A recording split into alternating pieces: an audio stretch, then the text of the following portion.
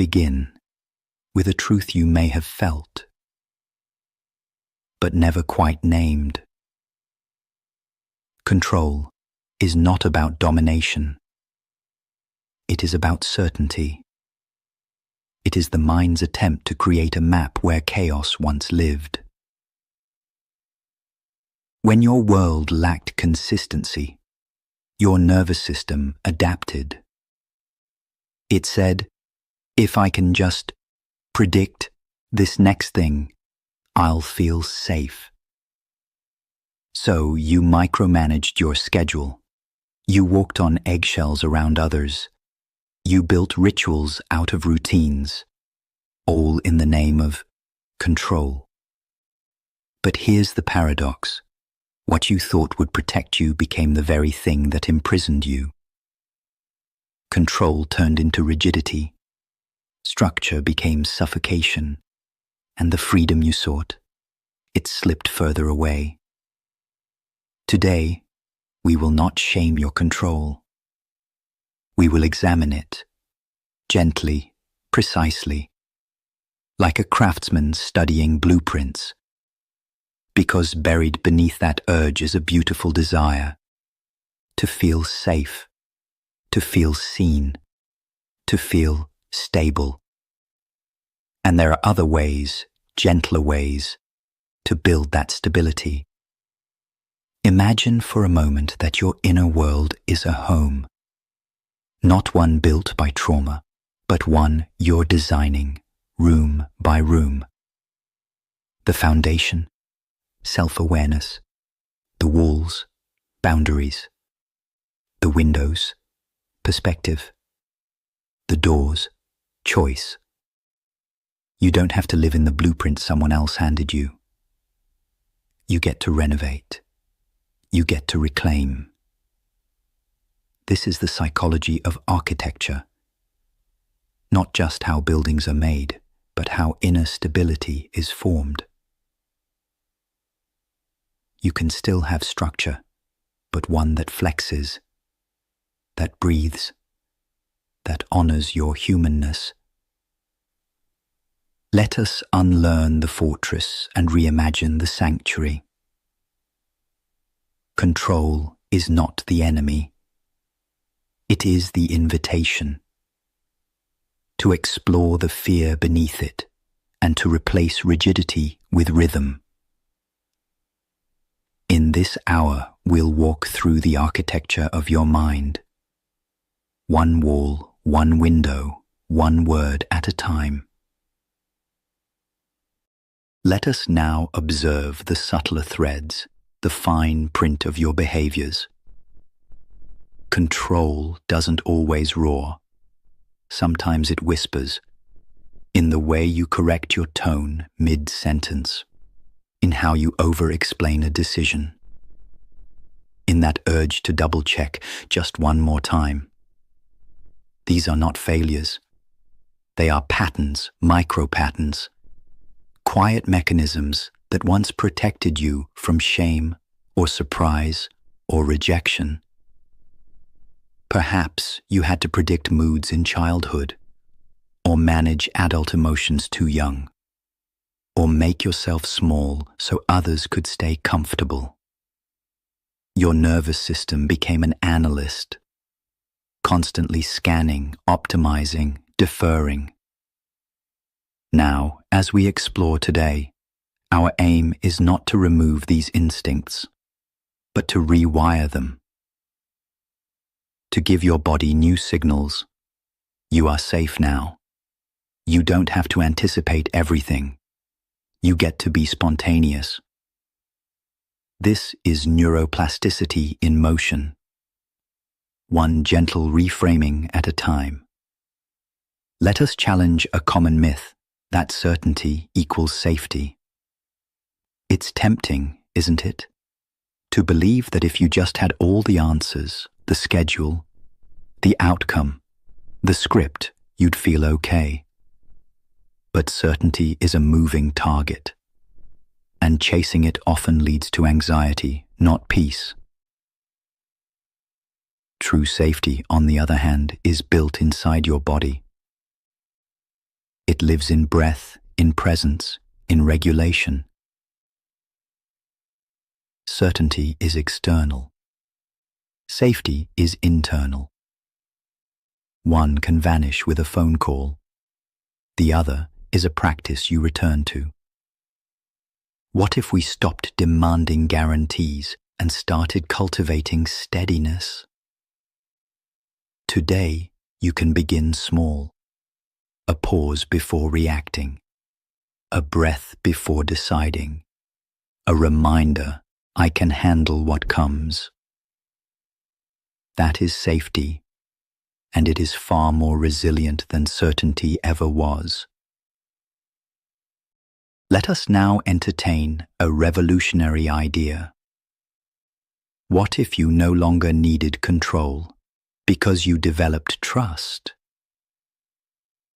Not blind trust in others, but deep, embodied trust in yourself, in your capacity to respond, to adapt, to repair.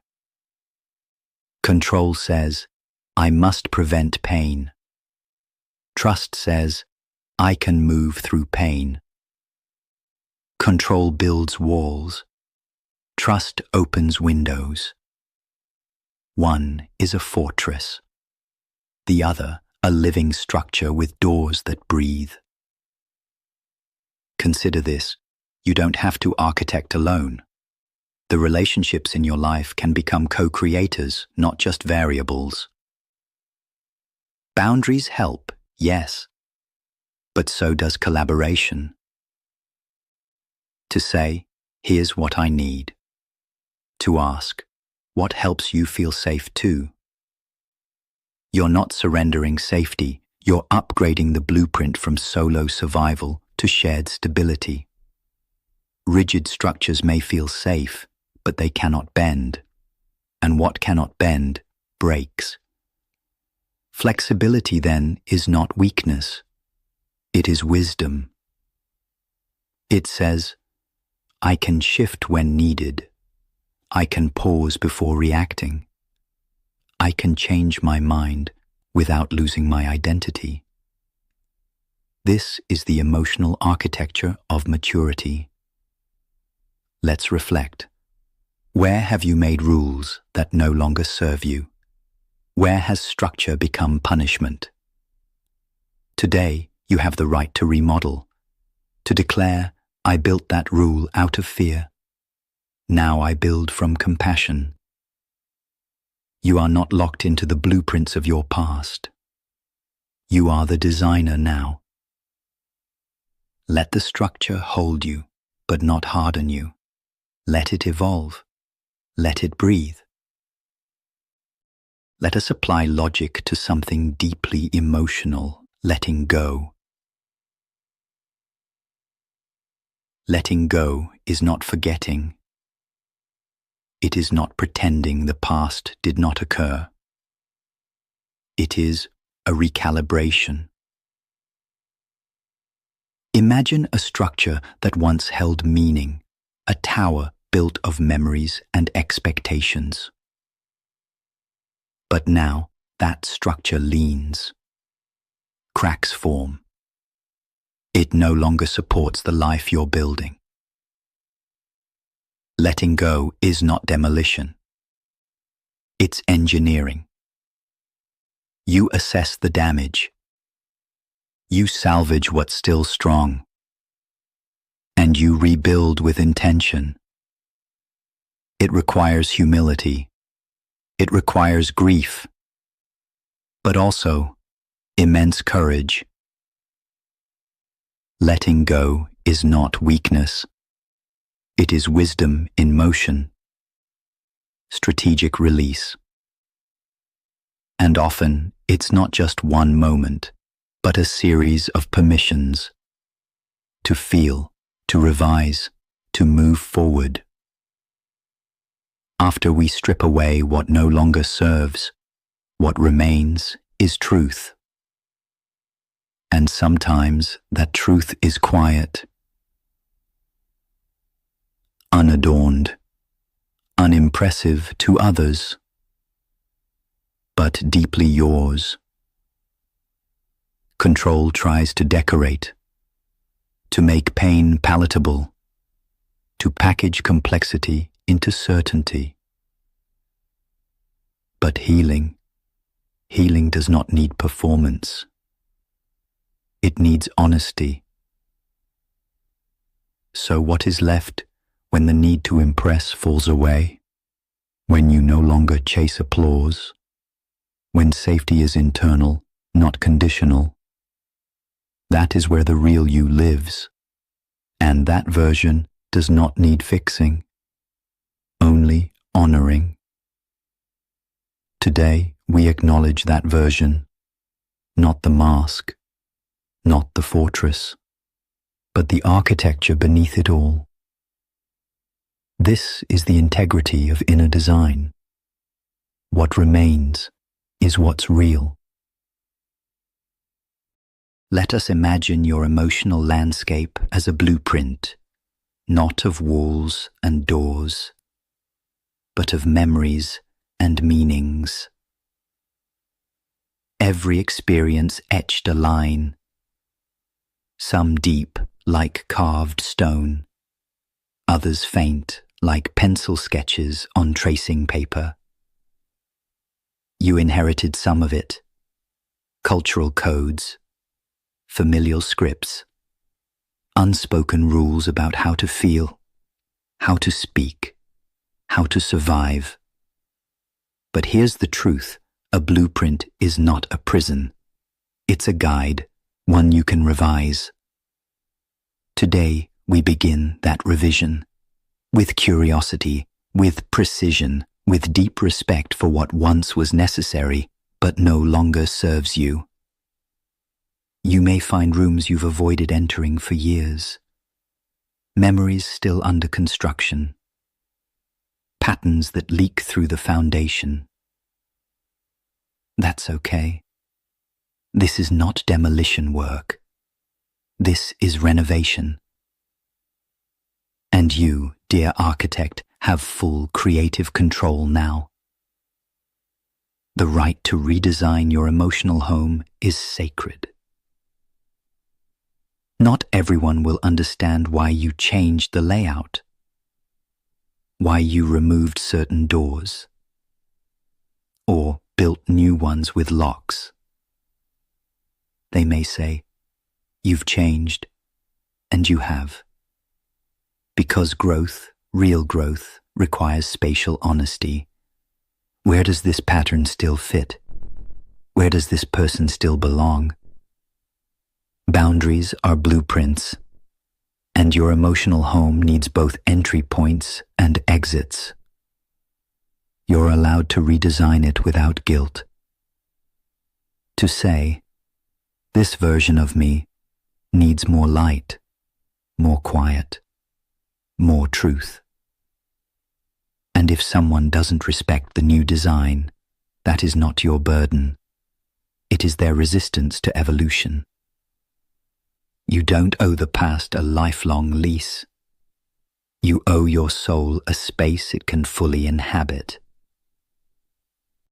Let us clear the misconception that emotion is a deviation from logic.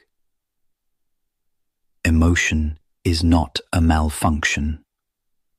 It is not a flaw in the code. It is data.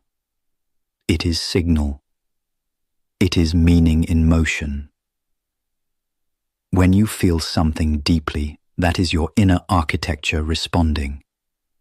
Your structure is not broken, it is adaptive. Perhaps you were taught to suppress, to explain instead of express, to perform calmness while chaos brewed beneath. But the body remembers, and so do your systems. Today, we make room for that truth.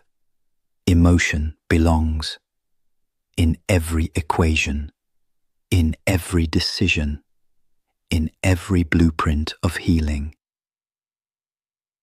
You are not less rational for feeling. You are more complete because you are integrating. not fragmenting. That is a sign of profound intelligence and emotional fluency. With logic, we calculate. With emotion, we discern. Discernment is not mere preference. It is the wisdom that arises when head and heart are aligned. It whispers, "This dynamic drains me. This environment nourishes me. This pattern repeats, and I'm ready to revise it." Discernment does not always come quickly. It often arrives after we've repeated a lesson, again and again. But when it does, it is your clearest compass. It says, "You've seen enough. You've felt enough. You know what to do." This is where emotional data becomes inner authority. Today, trust what you sense, even if you can't yet articulate it, even if others don't validate it, even if it's inconvenient. That quiet knowing, that is discernment. Honor it. It has earned its place in your design. Let us consider the principle of balance, not as neutrality, but as stability. The world often pushes us toward extremes, all or nothing, yes or no, success or failure. But equilibrium lives in the middle. It is the quiet strength of the bridge between polarities. You are not required to choose between logic or emotion, action or rest, firmness or softness. You can live in the intersection and in doing so, build a more flexible foundation. Today, we challenge the binary. We make room for the both and. I can set boundaries and stay compassionate. I can speak firmly and still care. I can grieve and grow. That is emotional engineering at its finest. No longer reactive, but responsive, deliberate, and whole. Imagine the self not as an idea, but as a structure. Each choice, each belief, each scar and insight becomes a beam, a wall, a window. Your structural integrity depends not on perfection, but on cohesion. When you act out of alignment, you feel the wobble. When you compromise your values, you feel the cracks. But when you live in congruence, when your actions reflect your core, the structure holds. This is not rigidity. This is resonance. The more you speak truthfully, the stronger your voice becomes. The more you live authentically, the more space you create for others to do the same. Your structure becomes a sanctuary, not just for you, but for every soul who enters your presence. Today, reinforce that foundation, not with performance, but with presence, not with armor, but with honesty. There is value in slowing your thoughts, not to silence them, but to measure them. The measured mind is not emotionless. It is intentional. It does not rush to label, but listens. Not every thought is urgent. Not every emotion is a command.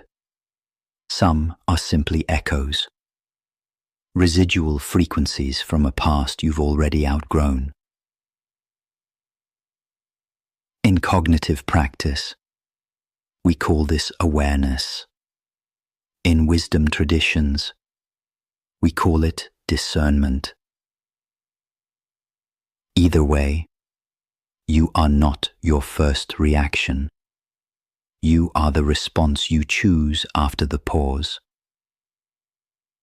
Today, take that pause.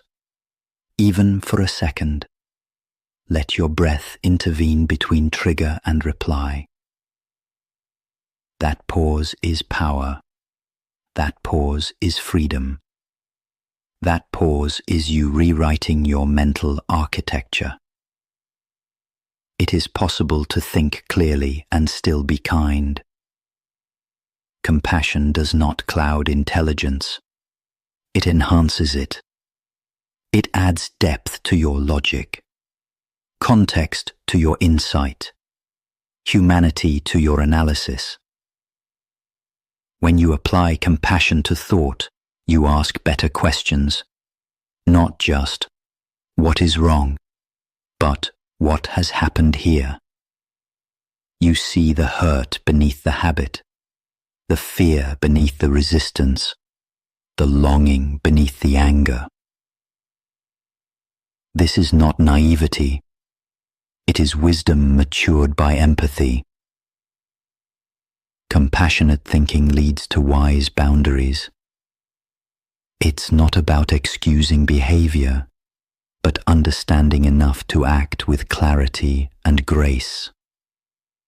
You are allowed to hold both truth and tenderness, to think with your whole self. Today, do just that. Language shapes perception. What we name, we notice. What we reframe, we release. So much of your inner world has been constructed from the words you've inherited. You're too much. You're too sensitive. You're not enough.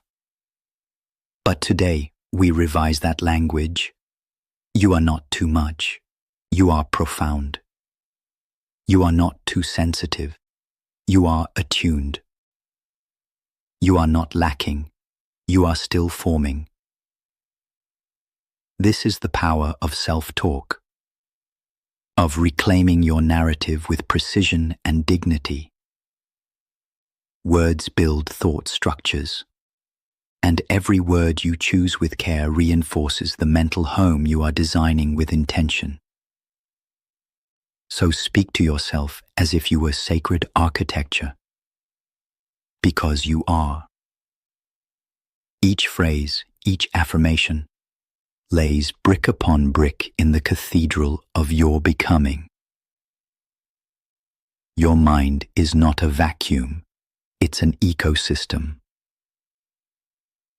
A living, breathing landscape shaped by what you consume, who you listen to, what beliefs you water. When negativity becomes the dominant species, resilience shrinks. When shame takes root, hope finds it harder to grow. But you can tend to this garden. You can introduce balance, light, nutrients of truth and gentleness. You are the gardener, and your attention is the sun. Where it lands, growth follows. Today, ask, what thoughts am I feeding? What ideas need pruning? What voices belong outside my gates? This is not abstract work, it is literal mental hygiene. Essential upkeep for a mind that deserves peace. Tend to your ecosystem. It sustains everything else. Let us elevate thought, not as a tool, but as an act of dignity. In a world that rewards speed and noise, your contemplative silence is revolutionary. When you pause to think, to weigh, to wonder, you assert your autonomy. You are not a reaction machine. You are not a trend echo. You are not a mouthpiece for mass opinion. You are a sovereign mind, capable of depth, of nuance, of revision. Every time you choose to think instead of react, to reflect instead of attack, you honor the sacred architecture within. That is not weakness, it is evolved strength. It is the foundation of wisdom in motion. All this reflection, this inner refinement, it leads somewhere. It is not only for your healing, but for the healing of others through you. Your clarity becomes guidance. Your regulation becomes safety. Your compassion becomes contagious. When you step into the world with a well-ordered inner life, you shift the energetic architecture of every space you enter. This is how minds build cultures, how healing ripples into systems, how reflection becomes revolution. You are not just managing your mind, you are preparing it to build, to serve, to restore what chaos has fractured. And you are not alone in this. At 8 a.m., Zara Khan awaits to help you bring your truth into communication, into connection, into community. But first, let this final breath of reflection settle you into self-trust.